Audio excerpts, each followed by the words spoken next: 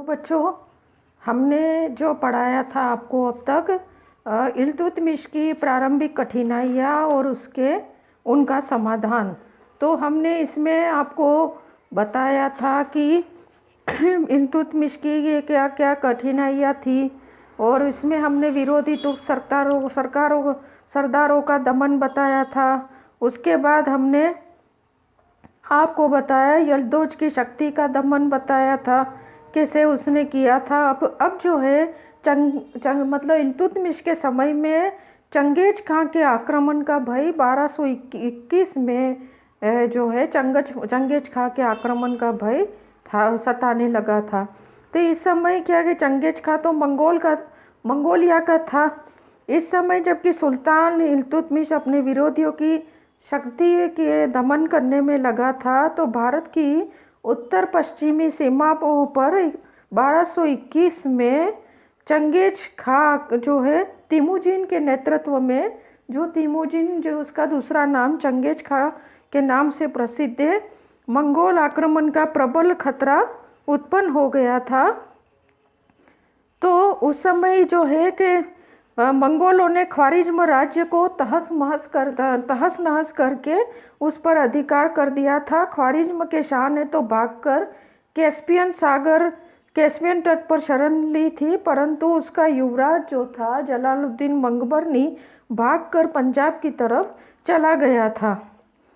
तो मंगोल भी उसका पीछा करते हुए सिंधु नदी के तट पर आ गए थे। जलालुद्दीन मंगबरनी ने इल्तुतमिश के पास अपना दूत भेजा और उसने कहा कि उसने शरण मांगी कि मुझे भारत में शरण दीजिए, किंतु इल्तुतमिश जो है उन स्थिति को जानता था। वो जानता था कि अगर मैं जलालुद्दीन मंगबरनी को शरण देता हूँ तो ऐसा होगा कि मेरे राज्य पर यानी दिल्ली यानी भारत पर खतरा उत्पन्न हो जाएगा मंगोलों के आक्रमण का, क्योंकि चंगेज खां जो है पहले से ही तैयार है। तो उसने ऐसा मतलब है कि आमंत्रित ऐसा है। दूसरा, उसने वह दिल्ली को मध्य एशिया की राजधानी में राजनीति में भी फंसने नहीं देना चाहता था, और वो बड़ी नम्रता पूर्वक जो है उसने मंगबरनी को कह के दिया, इनकार कर दिया कि मैं मतलब जो नम्र भाव से जो बोलना है उसने बोल दिया। तो इस प्रकार स्वयं से मतलब कहते हैं कि इनकार कर दिया। यही नहीं, ये कि स्वयं सेना लेकर मंगबरनी के विरुद्ध गया और उसको पंजाब से बाहर निकाल दिया। मंगबरनी यहाँ से मुल्तान चला गया और कुबाचा से उससे मुल्तान छीनने की कोशिश की, और 1224 तक मंगबरनी यहीं रहा। और इस समय उसने कुबाचा से लगातार संघर्ष करके उसके राज्य के एक बड़े भाग पर अधिकार कर दिया। कुबाचा वही नासिरुद्दीन कुबाचा है ना। 1224 ईस्वी में मंगबरनी भारत से चला गया, और मंगोल पहले से ही यहाँ की भीषण गर्मी से परेशान हो गए थे, तो वापस चले गए। इसके बाद 1227 ईस्वी तक जो है चंगेज खां जीवित रहा, और इल्तुतमिश ने सिंधु घाटी में प्रसार करने का कोई प्रयत्न नहीं किया। तो इस प्रकार से बुद्धिमत्ता का प्रयोग करके इल्तुतमिश ने नवस्थापित दिल्ली सल्तनत को चंगेज खां जैसे क्रूर आक्रमणकारी के आक्रमण से बचा लिया। तो जो एक है इल्तुतमिश की एक बड़ी उपलब्धि थी। अब आगे जो हम पढ़ेंगे नासिरुद्दीन कुबाचा की शक्ति का दमन। जलालुद्दीन मंगबरनी के मतलब जो है मतलब के प्रवास के दौरान जो है उस कुबाचा को उसके जो आक्रमणों को सहन करना पड़ता था, तो कुबाचा की शक्ति बहुत ही क्षीण हो गई थी, है ना। मुल्तान में जो है उसकी शक्ति क्षीण हो गई थी, और उसने मतलब उसका जो इल्तुतमिश ने पूरा फ़ायदा उठाया। और जैसे ही चंगेज खां की मृत्यु हुई और भारत पर मंगोल आक्रमण का खतरा कम पड़ गया, यानी बिल्कुल समाप्त हो गया, तब इल्तुतमिश ने कुबाचा की शक्ति का पूर्ण दमन करके उच्च और मुल्तान पर अधिकार करने की योजना बनाई। उच्च और मुल्तान पर आक्रमण करने से पूर्व उसने भटिंडा, कुहराम, सुरसुती और जालोर को जीतकर उस पर अधिकार स्थापित कर लिया। अब जो है उसके बाद 1228 ईस्वी में उच्च तथा मुल्तान पर एक साथ आक्रमण करने का निश्चय किया और उसने कूच किया और लाहौर के गवर्नर जो था नासिरुद्दीन एतमार को मुल्तान पर आक्रमण करने का आदेश दिया। कुबाचा अब घबरा गया था और उसने क्या है कि उच्च में एक रक्षक सेना जो छोड़ करके बख्तर के किले में भाग गया और उसके बाद कुबाचा के इस तरह से भागने का फल या पलायन का फल यह हुआ कि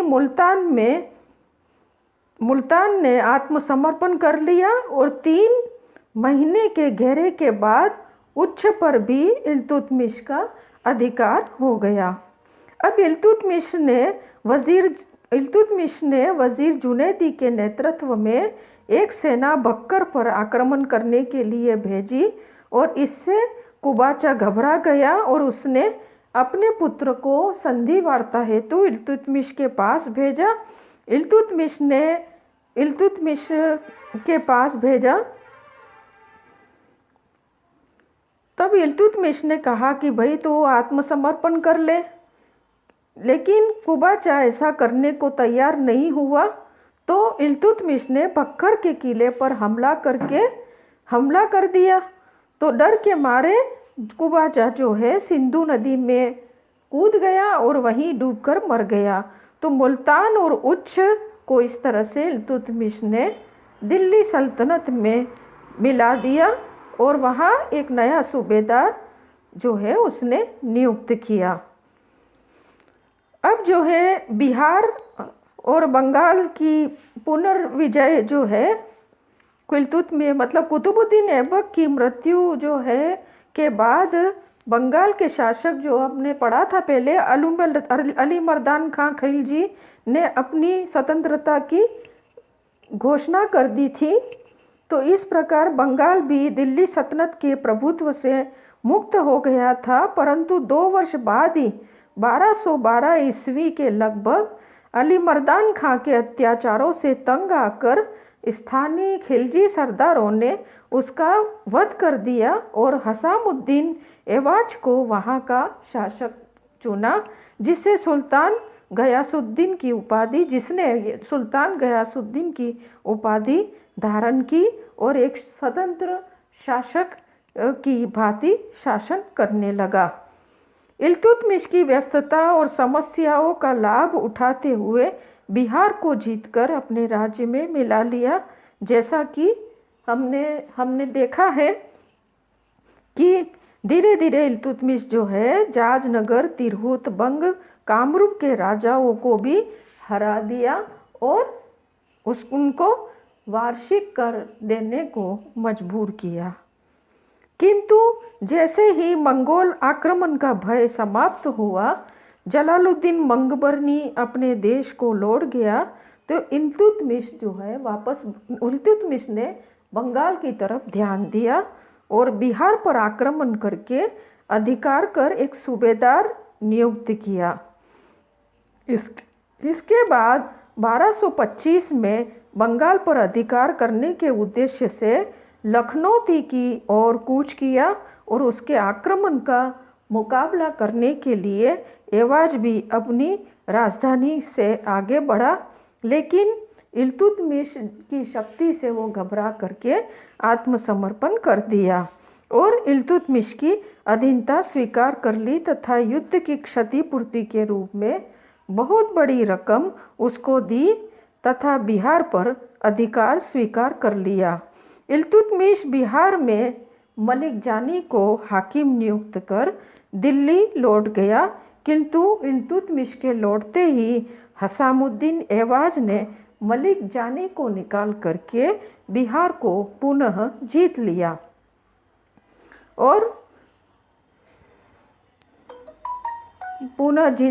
और अपनी स्वतंत्रता की घोषणा की।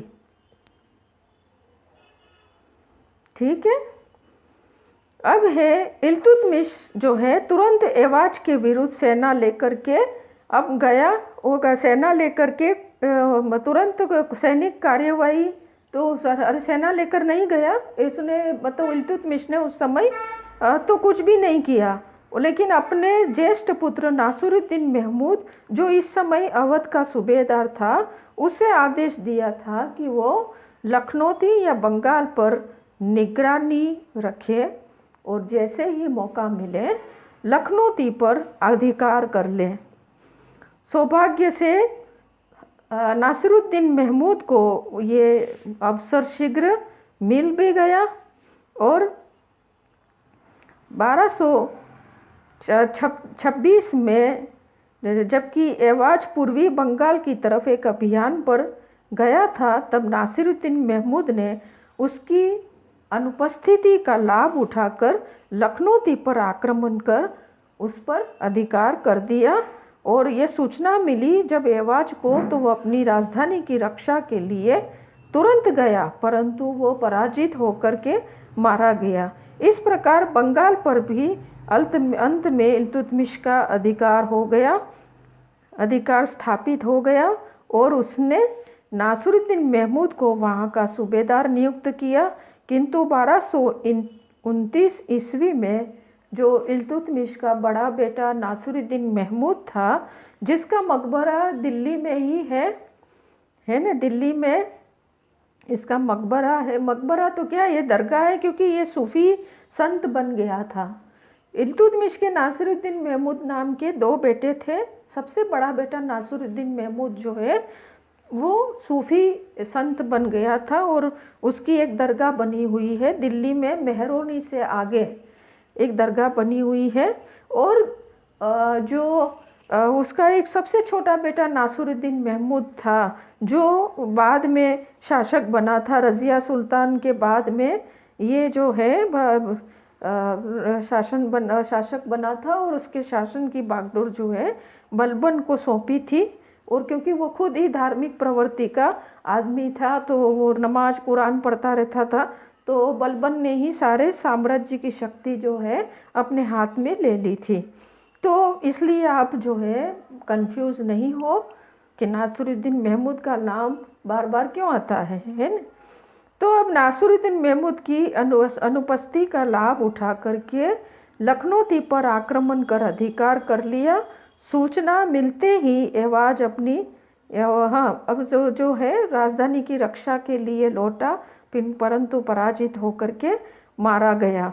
इस प्रकार बंगाल पर भी अंत में इल्तुतमिश का अधिकार हो गया। उसने नासिरुद्दीन महमूद को वहाँ का सूबेदार नियुक्त किया। 1229 में नासिरुद्दीन महमूद की मृत्यु हो जाने के बाद बंगाल में बल्का खिलजी ने विद्रोह किया था और स्वतंत्र शासक बन बैठा था। तो बंगाल पर पुनः अधिकार करने के उद्देश्य से इल्तुतमिश खुद 1230 ईस्वी में सेना लेकर गया और बल्का खिलजी को मारकर बंगाल पर अधिकार कर दिया और सुविधा की दृष्टि से बिहार को बंगाल से अलग कर स्वतंत्र प्रांत बना दिया और बंगाल और बिहार में उसने अलग अलग गवर्नर नियुक्त किए। अब जो है कुतुबुद्दीन ऐबक की मृत्यु के बाद जो है मृत्यु के बाद उसने फिर जो दिल्ली सल्तनत में जो राजनीतिक अव्यवस्था फैली थी तो उस पर भी राजपूतों ने अपने राज्यों पर पुनः अधिकार स्थापित करने का प्रयत्न आरंभ किया था। तो इसलिए हम पढ़ेंगे कि राजपूत राज्यों पर इल्तुतमिश ने कैसे पुनः अधिकार स्थापित किया। तो उसने मतलब क्या हुआ कि राजपूतों ने जो अपने अपने इलाकों में तुर्की सरदार जो काबिज थे उनको हटा दिया और फिर उस पर अधिकार कर दिया। इस प्रकार चंदेलों ने, कलिंजर, अजयगढ़ और प्रतिहारों ने ग्वालियर पर और चौहानों ने भी रणथंभौर और झालोर पर अधिकार स्थापित कर दिया और अजमेर और बयाना भी स्वतंत्र हो गए। तो इन राज्यों पर पुनः अधिकार करने के उद्देश्य से इल्तुतमिश ने 1226 ईस्वी में उनके खिलाफ सैनिक कार्रवाई की और एक एक करके पहले रणथंभौर, फिर मंडोर, फिर जालोर, बयाना, अजमेर, नागौर और अंत में 1231 में ग्वालियर पर अधिकार किया। और इन राज्यों को जीतने के बाद 1233 ईस्वी में कलिंजर के विरुद्ध और 1234 ईस्वी में मालवा में उज्जैन और तथा भीलसा की ओर सेनाएं भेजी, परंतु इनमें उसे कोई विशेष सफलता नहीं मिली। और यद्यपि उसकी सेनाओं ने इन राज्यों के शासकों को पराजित कर दिया और इनके नगरों को लूट लिया, किंतु उनको जीत कर वो दिल्ली सल्तनत में फिर वो नहीं मिला पाया। क्योंकि यहाँ पर जो इल्तुतमिश को कोई ज़्यादा सफलता नहीं मिली थी। अब है इल्तुतमिश की मृत्यु। 1236 ईस्वी के प्रारंभ में इल्तुतमिश उत्तर पश्चिमी सीमा पर गजनी के पास बनियान पर आक्रमण करने जा रहा था, तो रास्ते में ही गंभीर रूप से बीमार हो गया। इसीलिए इस अभियान को अधूरा छोड़कर बीमारी की दशा में ही दिल्ली लौट आया, जहां 30 अप्रैल 1236 में उसकी मृत्यु हो गई।